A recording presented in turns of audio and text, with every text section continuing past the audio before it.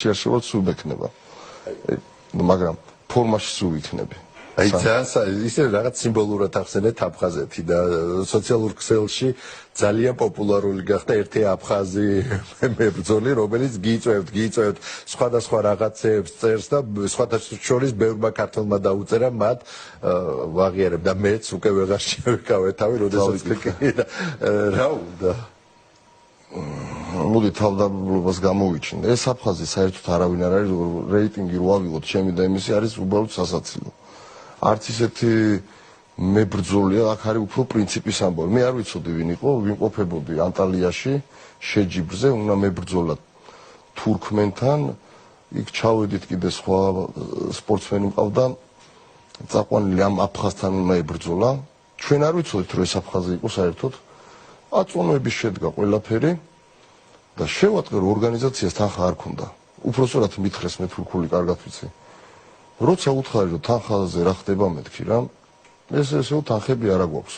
არა და თავის სპორტსმენებს, თურქ სპორტსმენებს და ერაყლის სპორტსმენებს თანხები წინასწარ მისცეს. აქცენტი იყო ჩვენზე, ქართველებზე მარტო. ეხლა მე იმას არ ვამბობ, რომ თურქებმა გააკეთეს ეს. თვითონ ორგანიზატორებმა რაღაც ესეთი ისეო. ჩვენ უთხარით, რომ თანხას თუ მოგცემთ, გავალთ ეხლა პატარები ხო არა ვართ, იქიდან აქ ჩამოვედით, თან კოვიდი ახალი დამთავრებული იყო. და ისეთი აბუჩი საუბარი წავიდა, უკვე ამან გამაღიზიანა მე რა, იქ საერთოდ არავინ არ ეკითხებოდა, ის ადამიანი ჩაება. ერთ სიტყვით ბრძოლები არ შედგა, მერე მოიმიზეზეს, ვითომ რაღაც კოვიდი აღმოაჩნდა, იქ სპორტსმენებს გადაგვიყვანს და ჩვენ სასტუმროში ავედით, ველოდებოდით უკვე თვითმფრინავი გამოფრენას და რაღაც შემთხვევით ვიდეო ვნახეთ, რომ აფხაზები რინგზე ავიდნენ და რაღაცა ზეიმობდნენ და რომ დავხედე ეს აფხაზი იყო. ეს უკვე რომ მიგვიწევს ეს იყო რაღაც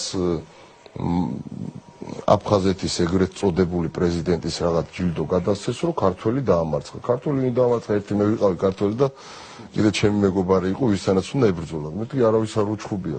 უკვე რომ გავედით დაშლილი იყო ბარში იჯდნენ და მივედი, ეს თვითონ მოვიდა ეს და მე ძალიან ნაწყენი ვარო, რომ თქვენ არ იბრძოლეთო რა. მეთქე შენ აფხაზი ხარ მეთქი? კი, აფხაზი, თურქულაც როგორ ლაპარაკობ მეთქი რა და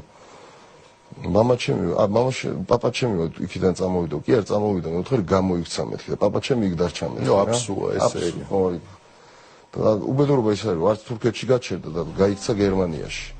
ხან გერმანიის დროშით გამოდის, ხან თურქეთის დროშით გამოდის და როცა უნდა აფხაზეთის დროშით გამოდის რა.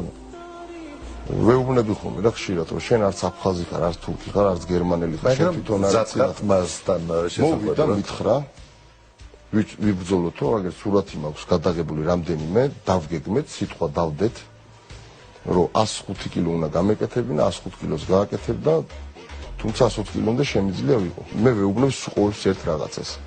მითხარი დღე, რიცხვი და მოვდივარ.